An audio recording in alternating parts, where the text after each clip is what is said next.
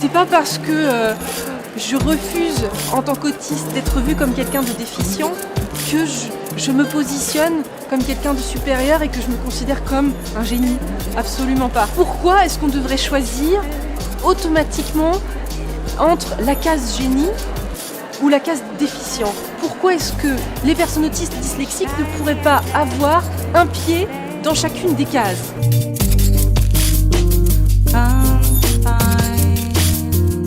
J'ai décidé de réaliser une série sur les professionnels neuroatypiques heureux et reconnus au travail.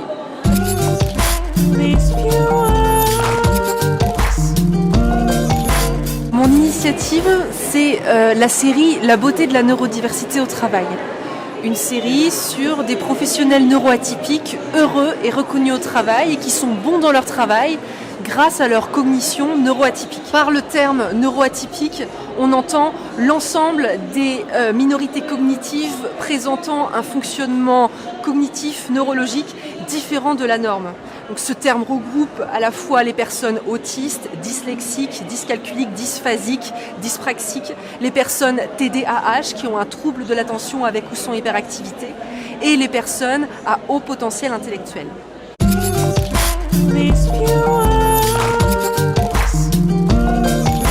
On a réussi à réunir les fonds nécessaires au tournage du pilote de la série.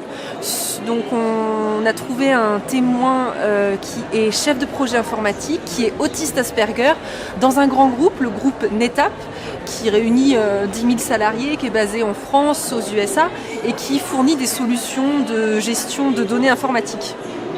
Et vraiment, cet homme, ce qui est intéressant, c'est que la conclusion de son témoignage, c'est qu'il est bon dans son travail grâce à sa neuroatypie, parce qu'il est autiste.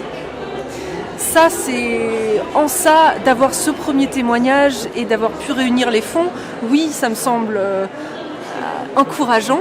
Et puis la vidéo a plu sur les réseaux sociaux parce que elle a été visionnée 53 000 fois sur Facebook.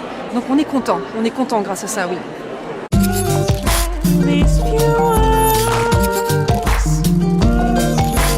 Ces personnes possèdent tous des compétences particulières qui permettent parfois de résoudre des problèmes qui jusque-là étaient insolvables. Donc je pense que ces personnes-là, parce qu'elles pensent en dehors du cadre, peuvent contribuer à faire avancer les choses pour notre société.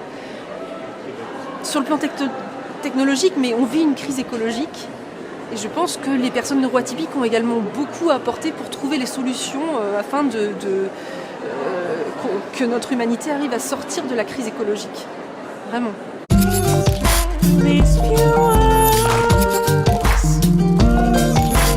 Ça satisfait quelque chose de personnel parce que j'ai appris il y a 2 ans que j'étais autiste Asperger en 2016 et j'ai un frère qui est autiste Asperger lui aussi, qui lui a été diagnostiqué en 2008.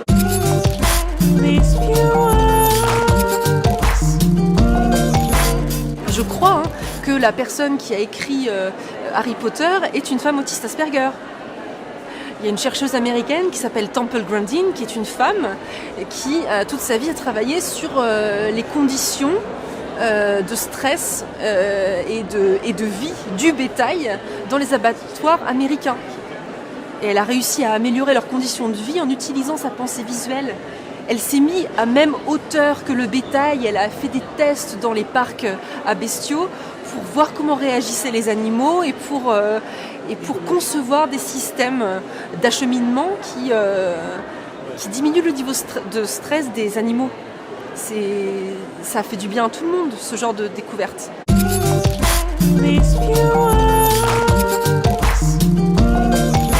Pour certaines choses, oui, on a des fulgurances intellectuelles et pour d'autres, on a vraiment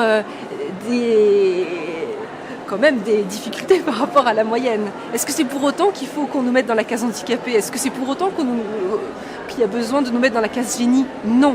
Depuis toujours, je vois bien que ces profils-là font coexister en même temps des zones où ils sont brillants, où ils sont bons, où ils peuvent être fulgurants intellectuellement, et en même temps des zones où ils sont, c'est vrai, plus en difficulté que la moyenne, notamment dans les interactions sociales, dans la compréhension de l'implicite. Ils ont une certaine forme de maladresse, de gaucherie. Et à cause de cette gaucherie sociale, eh bien souvent, de l'enfance jusqu'à l'adolescence, en passant à l'âge adulte, ils passent un peu pour les weirdos de service, pour les gens bizarres, que ce soit à la machine à café ou que ce soit dans la cour d'école. Et je trouve ça injuste. J'aimerais que ça change. J'aimerais qu'on arrête de les voir comme des déficients.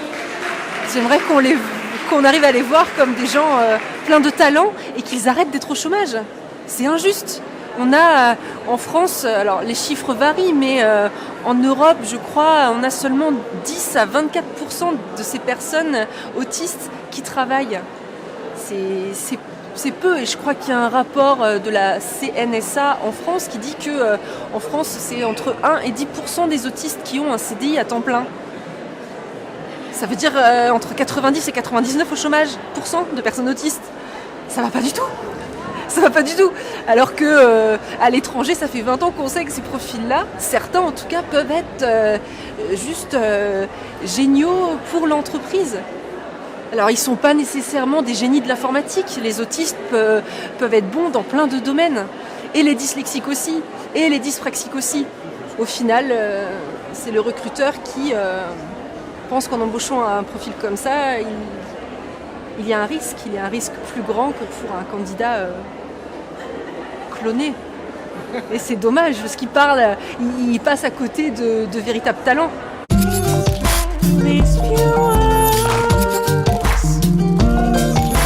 J'ai la chance d'avoir dans ma famille des personnes médecins.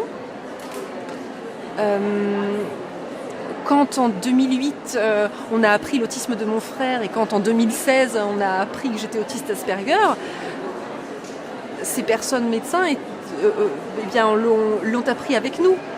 Parce que pendant les centaines d'heures de cours de leur cursus médical, on leur a parlé d'autisme pendant 1 heure, 2 heures.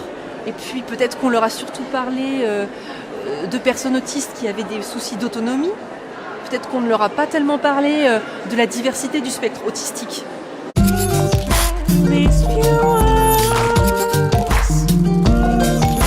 La première chose que j'ai à dire, c'est que la neurodiversité est une diversité cognitive. Elle ne se voit pas. C'est le problème. C'est pour ça que souvent les managers pensent qu'on va avoir des privilèges, parce que nos particularités ne se voient pas.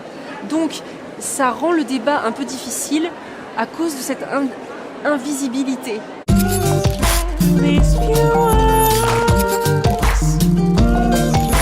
Il n'y a que par l'expérience, je crois, il n'y a que par l'expérience que le recruteur peut s'ouvrir à la diversité ou que le recruteur peut s'ouvrir au talent qu'il y a dans les quartiers populaires. Il n'y a que l'expérience qui marche. Moi, tous les consultants autistes que j'ai vus placés dans des entreprises, c'est parce que le manager qui va me les prendre en mission, il est sensibilisé déjà à l'autisme Asperger. Soit parce qu'il a un neveu, un petit-fils, un fils qui est concerné par l'autisme Asperger, soit parce qu'il a travaillé avec des gens Asperger. Il n'y a que ça qui marche, l'expérience.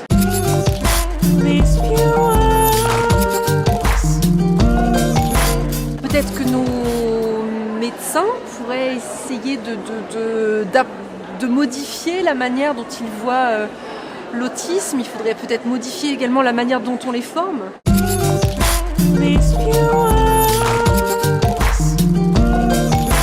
J'aimerais arriver à ce que ça se démocratise et à ce que le mot neurodiversité soit vraiment connu en entreprise.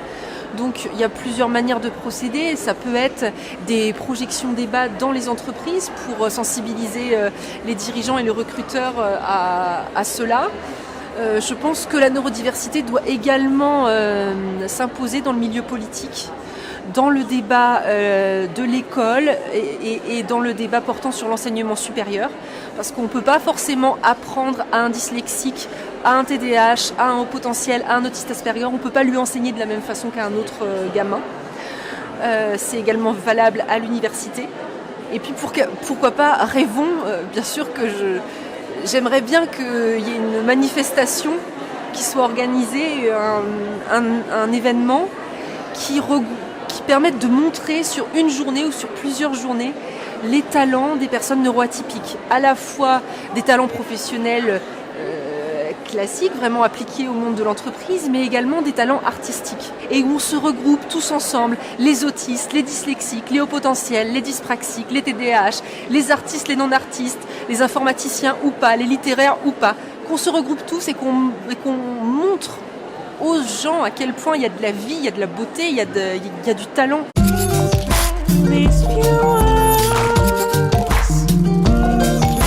Je crois qu'il faut appeler à la nuance, qu'il faut tolérer cette hétérogénéité. Voilà, tolérer notre hétérogénéité.